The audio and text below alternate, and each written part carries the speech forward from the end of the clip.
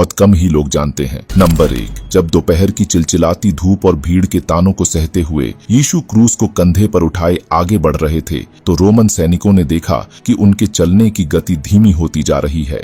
तब रोमन सैनिकों ने साइरेन के साइमन नामक एक आदमी, जो खेतों के काम से लौट रहा था, उसे यीशु के साथ क्रूस को गोलगोथा तक ले जाने के लिए मजबूर किया। तो साइमन ने गोलगोथा तक क्रूस को ले जाने के लिए यीशु का सहायता किया। ईसाई परंपरा के अनुसार कहा जाता है कि यीशु के साथ उस दिन की यात्रा ने साइमन को भीतर से परिवर्तन किया।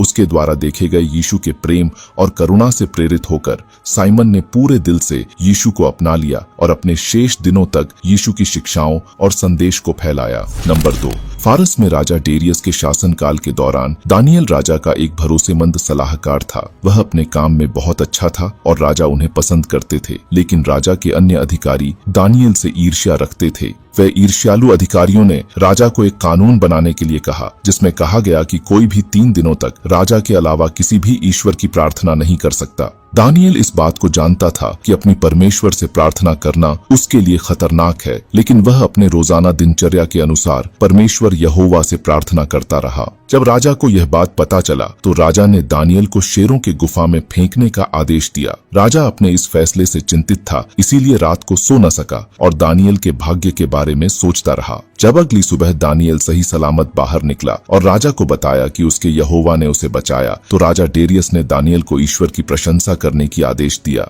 और उन सभी ईर्ष्यालु अधिकारियों को मांद में फेंकवा दिया। नंबर 3, ये है सिनाई पर्वत के पास में मौजूद विभाजित चट्टान। इसे होरेब या मरीबा भी कहा जाता है। ये विभाजित चट्टान की कहानी तब शुरू हुई जब इस्राएली मिस्र से निर्गमन के दौरान वे सीन नामक जंगल में पहुंचे, तो उनको जल की कमी महसूस हुई और वहां उनको पीने के लिए जल नहीं मिला। तो इस्राएली मूसा से क्रोधित हुए। तब मूसा ने अपने लोगों के मार्गदर्शन के लिए यहोवा को पुकारा। तो यहोवा ने मूसा को कुछ इस्राएली बुजुर्गों के साथ इस विशिष्ट चट्टान के पास जाने का निर्देश दिया, और जब वे इस विशिष्ट चट्टान के पास पहुंचे, तो मूसा ने चट्टान पर यहोवा के दिए गए लाठी से 2 बार प्रहार किया। तो चमत्कारिक रूप से चट्टान से जल निकला, जिसे इस्राएलियों के साथ उनके पशुओं को पीने के लिए पर्याप्त जल मिला। नंबर 4, बहुत बड़ी जल प्रलय के कई वर्षों बाद नूह और उसका परिवार एक ही स्थान पर रहे, और जब उनका परिवार बढ़ा तो वे पूर्व की ओर चले और शिनार देश के एक मैदान में बस गए। उन्होंने वहां एक नगर बसाया जहां सभी लोग एक ही भाषा बोलते थे